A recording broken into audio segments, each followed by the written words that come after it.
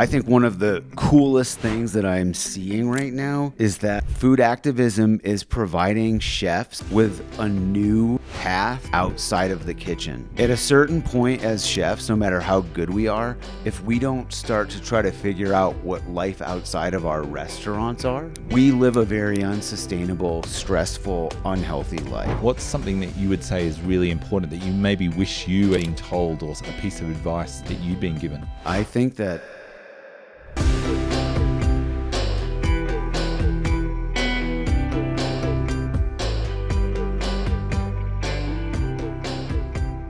Sammy, welcome to the show. it's great to be here, Paul. So we've known each other for quite some time, but for our listeners, I wonder whether you can share just a little bit of your journey from starting working in your parents' restaurant to becoming a Michelin-recognised chef and all the other amazing things you've done. Just tell us a little bit about that story and that journey. I think I've worked on summing this up in a meaningful way for years. So here it goes. I'm 13 years old. My dad says, "You're coming to the restaurant tonight. It's a Friday night." The dishwasher called out. I'm like, fuck yeah. Because at the time I was working at the family luncheon deli counter. So I would go in and I would clean the kitchen after I got out of school, and nobody was in there. There was no action. So now I'm in the action. And so I'm like trying to keep up on a busy Friday night. I'm looking around this kitchen. It's just filled with like badasses. They just know how to do it all. And I'm like, I need to learn how to do that. I was in a team environment and there was energy, and I really plugged off that.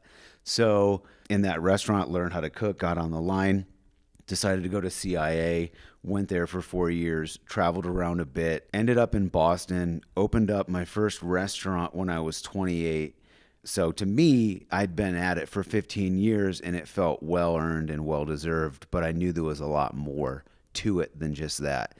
Meanwhile, we're getting rave reviews. We're getting like on national lists. We've got like a fucking 4-hour wait on a Tuesday night for people to just come and get like my weird bar food. And it's amazing, but it's really hard. And I'm like, how am I going to do this for another like 40 years? Like, this is it. I've achieved the goal, right? And around that time, I got invited to participate in a Chefs Collaborative national campaign to save Bristol Bay from pebble mining. I participated in that. I learned what that meant. I'll keep this brief, but I learned what that meant, and I saw how I could put something on my menu and use the power of sourcing and storytelling to inoculate my community into the culture of helping to fight against something that would devastate a natural watershed, right? And that's when I realized it. I got the light bulb. This is it. This is what I'm supposed to learn more about and get better at. Yeah, I could get better at cooking, but I could also just get better at being a better person and paying it forward. And so that was what set the course for the rest of my career from there. And that is why we met when we did, which I think was 7 years later. Yeah. So you grew up in a family of restaurateurs. How did that actually impact your approach to food as well? Like, so how did that shape the way that you came into this space? Well, so my pops his father was a chef. He grew up working at his father's restaurant in the 50s, and this was in New York. And all of his older brothers, like all 8 of them, were his chefs too. And so it was harsh conditions for my dad, and that kind of was a little bit how I was brought up, but my dad is an angel and a sweetheart. So food was familial. It was a mom and pop joint that I grew up in. It was literally owning a mom and pop joint for the neighborhood, and the family worked there, you know, and we had other employees too. But it was a way, they were small business people. So things like feeding the community and getting to know your guests was everything to us. Not wasting the food was like a thing of, it was so important because it was like we weren't allowed to waste the food on our plate at home. Because I grew up in a household of 9. And my dad's a chef, so he's working with a budget, and he's like, we don't waste. And that mentality carries into the kitchen. And so there was a lot of things that were important that revolved around the infrastructure of what's important to me today, like waste management programs with your food. Like, what do you do about bringing it in, and what do you do about where it ends up? And again, just the culture of making sure that the dining experience is familial, it's for the community, and that it's a sacred place to satisfy your soul at the end of the day. And your work has spanned a huge number of different kind of approaches. You've been in fine dining right through to more kind of fast casual concepts and the like. How do you think about those kinds of values across all the different spaces? Is it the same in each kitchen? Do you bring the same principles, or is there different challenges, different starting points? Okay, so there definitely are different challenges when you go into different sectors of the dining industry. And I've dabbled in a few, but I think that where I find myself succeeding and being happy is in that privately owned, chef driven environment. And I don't know what to call that anymore because I don't think it's called fine dining, although our service standards are fine dining, our sourcing and our culinary techniques are fine dining, but there's more warmth. There isn't tablecloths. We don't put things on the menu like caviar and truffles and foie gras because it's expected of us. But if the Truffle Brothers come by with a truck of fresh black truffles in the winter that they literally just came back from like Italy with, I'll buy a couple $100 and I'll run them on a weekend special because they're delicious, right? And so I was ultimately taught that I cook American food, and the breadth of American food really is from ketchup to caviar. And so a cheeseburger and French fries make sense at my restaurant the same way a massive seafood tower with all of the delicate treasures of the ocean does. So I'm able to like satisfy most of your cravings and most of my cravings through that space. And fortunately, because of that, we're able to charge what we need to charge to hire professionals to execute on a high level and to be able to source sustainably and to use better technologies. And because we're able to do that, I think we're very lucky.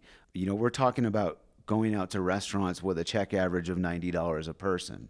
That's a luxury. And so we're mindful of that. But it maybe not everybody can afford to eat with us, but if you just wanted to come in and get a cheeseburger at the bar, you can, and you can probably afford that. And we also make sure that we're sourcing from small stakeholders, like small family farmers. So like there's other ways to engage with the community than who can afford to eat with you, right? It's like, what about the lobstermen that are just making a living, right? Let's buy from them instead of buying, it all shucked up, frozen in these perfect packages from like US foods. Well, let's dive into the sustainability conversation a little bit. You mentioned Pebble Beach. Is that where you first became involved in sustainable food systems? Or, I mean, it sounds like you've been born into this in the restaurant industry, but when did you first sort of discover that you had this passion, this is what it was about? The light bulb sparked when I participated in a national campaign with Chefs Collaborative to stop pebble mining in Bristol Bay. Bristol Bay is a watershed that is home to the world's most abundant population of wild sockeye salmon, and they run through there to spawn every year. I mean, we're talking about hundreds of millions of fish. So the idea was, it's very apples to apples. Like, we're going to devastate this amazing treasure, this natural, precious resource, so that some other company can get what they consider to be a precious resource from the earth, which is not a living animal. It's that they pebble mine for. So things like copper and iron. I mean, if you start to get into the metallurgy of it all and what the mining means, you can read into it. I did, and I was like, that's interesting, but that's basically like a money grab, right? And so when I learned about the politics of the food and how activating your voice and getting your community hyped up about it and signing letters and sending emails to your representatives, there's so many layers to what we can do as a chef to fight the good food fight. It's just like, that's what got me into it, because I didn't know any of that. I could barely understand it. And I was like, I need to learn more about this, right? And so once you go down the rabbit hole and you get passion for something, it absorbs you. And since this is good stuff, you want it to absorb you. Since you've been involved and since you've started to connect there, what are some of the most impactful changes you've seen around how food activism has kind of really come into the role of chefs and the work that you do?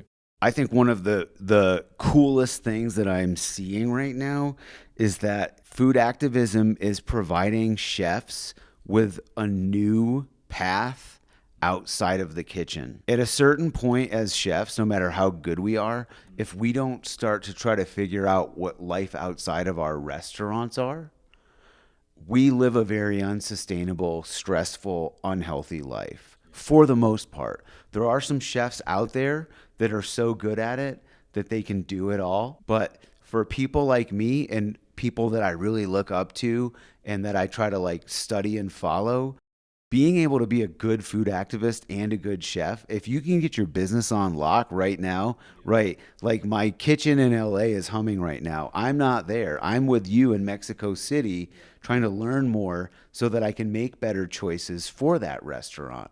So the fact that I don't need to be there anymore means that I've been able to empower more of my people, give them more promotions, teach them how to be the executive chefs and the sous chefs, and I can be out here in the world and still make a living. That's a great way to see that. And I think, being able to balance that, you've talked about the many roles chefs play, and you've been able to take some of your advocacy to Capitol Hill, to the Food and Agriculture Organization. In Rome, we've been there together. There's been lots. We're now in Mexico. You've been, I know, to Norway, lots of other parts. What's been one of the most rewarding things that you've done in your food activism journey? What's something that you're super proud of?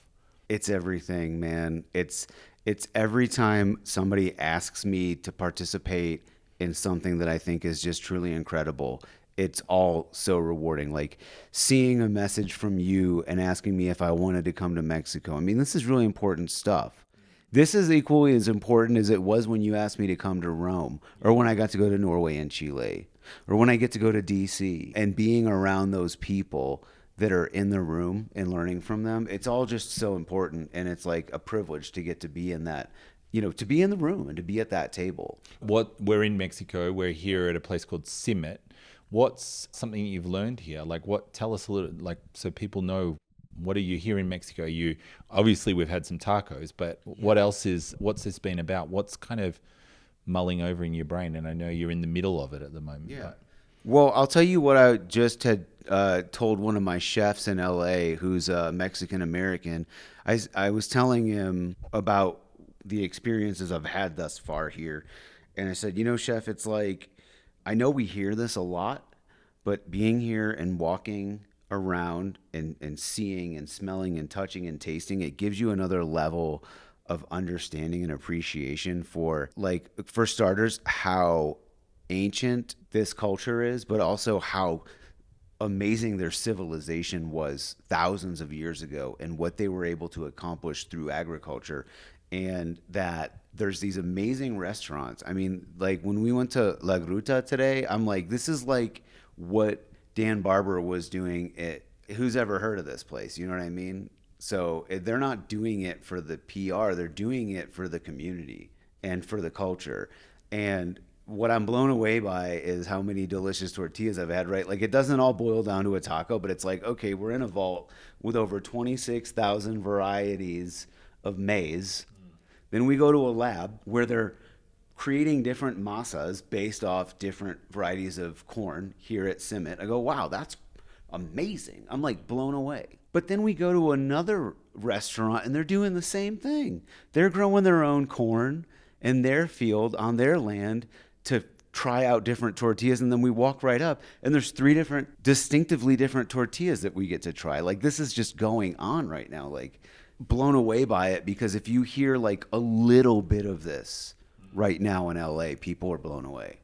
It makes it sound like it's not happening anywhere else. Like if an LA chef is like, oh, he's getting like some really interesting corn from Mexico that nobody's got. And it's like, it makes it seem like nobody gives a shit about that here. And he just knows like some oddball, but it's like, no, these people here take it seriously and they're like heavily involved in it with the science and the agriculture all the way to the plate.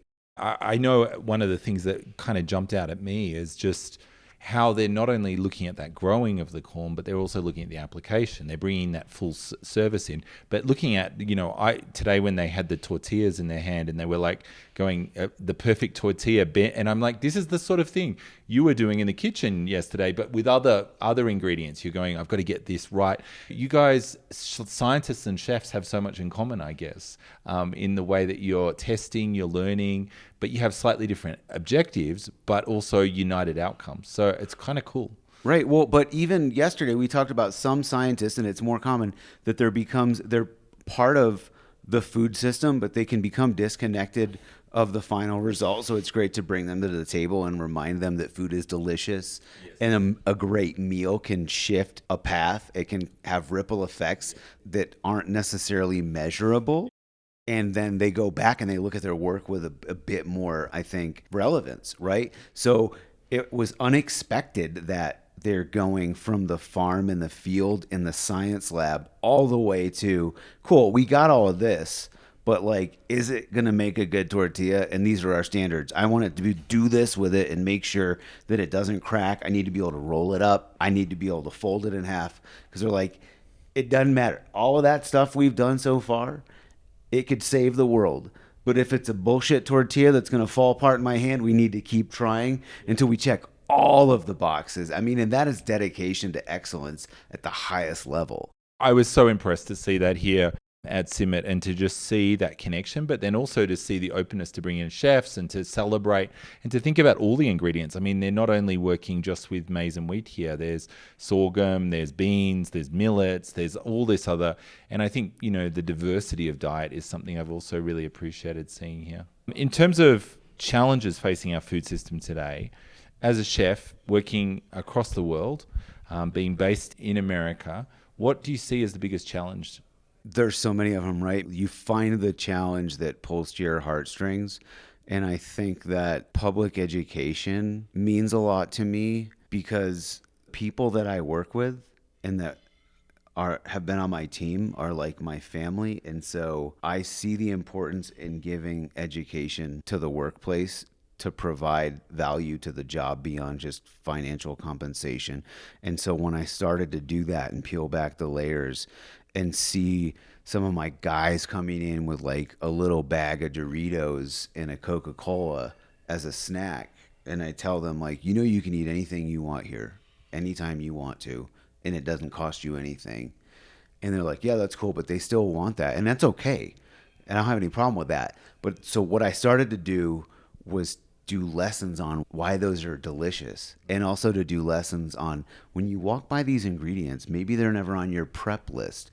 And so you don't work with the maltodextrin, or you don't work with the tapioca starch, or you don't work with the citric acid. But if you start reading on the back of your package what's in your food and you learn why that's so damn good, you can actually make it. Those aren't the ingredients that are making the chip bad. It's probably the oil that it was fried in and the genetically modified crop that the dough was made from, right?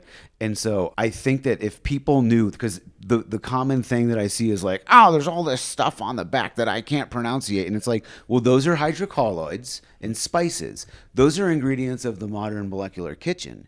And like, if I told you gelatin was in this or pectin was in this, most people would go, oh, gelatin comes from animal bones and pectin comes from orchard fruits and berries. Those are organic, right? But xanthan gum or agar, that's a chemical, whatever. It's like, no, xanthan gum comes from sugar, agar comes from seaweed. These are all stabilizers, they're jellifiers, etc. What's wrong with this bag of chips is your GMO corn that has been modified to be laden with chemicals its whole life. So it's growing through herbicides and pesticides in a soil void of nutrient, which produces a crop not only void of nutrient, but like grown with chemicals. That's what you're eating. Dude, fucking eat the fried corn chip. It's delicious, but find the good maize. So I think if we can do that through public education, cool storytelling, not food shaming, that's how we do that. It doesn't matter what your class is or whether you're a vegan or a carnivore, this is something that can help everybody make better informed food decisions. That education's so critical. What would you say to chefs who are starting out in they're looking at kind of their career ahead of them? What's something that you would say is really important that you maybe wish you had been told, or a piece of advice that you'd been given? I think that I was so lucky to be given tons of great advice. The biggest pitfall that I fell into that could have ruined my career was I got into severe alcohol abuse. I'd never done cocaine. I've never done hard drugs. So, but it's easy if you kind of only have one vice to justify it. So I would say look out for substance abuse and place your health first, because that was the big mistake that I did make. But the things that I think helped me out as well was to protect my passion at all costs. So if I felt like I wasn't happy with what I was doing for an extended period of time, I would leave. I will never force myself to work somewhere that made me miserable for years, because what happens to people is they just leave the industry altogether. You have to protect your passion. Also, you need to be curious. You need to be so fucking curious that when you hear a rap song, if you don't know the word, like if you don't know what that means, and I talk to my guys about this. Hey, who knows what Bed-Stuy is? Like you've heard this song like a million times. Kendrick Lamar says Bed-Stuy, and everyone's like, I don't know, chef. And I'm like, well, why don't you want to know? It's fucking Bedford-Stuyvesant. It's where Biggie Smalls is from. That's why they're talking about it. If you have that curiosity to walk by the fucking citric acid and say, what is that? And just look it up. We're empowered to have all this information on our tools. Yeah. So as long as you're curious and you protect your passion, just go with the flow, man. Because you're not going to know where your journey is going to take you. You don't know. You can't predict your light bulb moment. And meet as many cool people as you can, because you got to stay inspired. Great advice, and really critical. What gives you hope for the future of sustainable food? Every time I get to come out into the world with people like you and see that the world is filled with people like you, Paul, that are just out here daily, making it a better place, connecting the dots, forging meaningful relationships, making sure that new people get to meet. You know, you're always saying like, oh, you should meet this person, you should talk to this person, you should see what they're doing or what they know, because it's so critical. Unless you are somebody who's zoned in on going to Aspen Ideas Climate Summit, or you're part of these cultures that do, which, you know, for people like us, we're lucky. We get exposed to the good stuff that's going on. We see that the innovation is there and the technology is there. There's no wait to make the world a better place. It needed to start yesterday. And so we're actively doing what we can, right? Yeah, I think, and that's critical. And I mean, you're talking about education, and I think, you know, that you've talked about curiosity. You've talked about, you know, how do you be curious and then open up connection? And that's what you're talking about here. It's making those connections. And I think for us to change the world at speed and at pace, this is something we need to continue to accelerate. And so it's about people connecting, being curious, and helping to really think in ways that are building connections and solutions, I guess. And that's kind of like what you do in the kitchen. I was watching you the other day, and you're, you know, riffing off your experience, of course. You've got a deep experience of understanding those ingredients, that curiosity, but you're also bringing those ingredients together with technique, with love, with patience at times, but also at other times, you know, pulling that out. And I think, you know, that there's something in that in terms of the way we are going to solve some of the problems in the world as well, that we can learn from chefs. There's no silver bullet. There's some people that believe in their cause so much that they're like, listen, all we have to do is what I'm telling you, and it's over. We fixed it all. And it's great when people are that passionate and believe in that. And I don't have anything against that, but that's not true. There's no silver bullet, and there's no one modality that's going to do it. Even in the kitchen, right? I'm relying on science, mathematics, history to cook and to make informed decisions, not just like my personal history with food, but the history that I've learned and studied to understand why flavor mapping works the way it does. But then there's like interpersonal communication skills, right? Where it's like, if you can't get along with people, you're not going to fix the world because nobody likes you. So, you know, you got to be mindful. Yeah. I can be really intense in the kitchen, and I got to snap out of it sometimes and be like, all right, dude, it's just dinner. Like, chill out. And those interconnections, I think, are so critical. Well, one question that I'd like to always ask everyone is a recurring question that kind of helps ground us all. We've talked a little bit about it, but, we all like to eat. We're all here because of what we ate yesterday, because of the energy that gave us, because of the nutrients that gave us. So as a chef, what's your favorite food? Depends on the night of the week now, boy. We like to make we kind of have a few weekly cravings. Yeah. What's that look like? Talk to me. I like a big, crunchy, juicy, refreshing salad on Monday because I crave it after treating myself through the weekends. But Sundays, grew up home cooking maybe a braise. I mean, we love doing fried chicken or gnarly burgers on a Friday, cooking maybe in the wood-fired oven or on the plancha outside on Saturday. Tacos on Tuesdays, always. Or if it's not tacos, it will be tamales or enchiladas. Or we lived in LA for way too long to not make amazing Mexican food, or at least as good as we can make. But we have access to the ingredients, so why can't we make it, Thank you, Sammy, for joining me. Thanks for joining us on the show. Thanks for what you do. Super excited to see what's next in the next part of your journey. But I really appreciate you joining us on the show. Such a pleasure.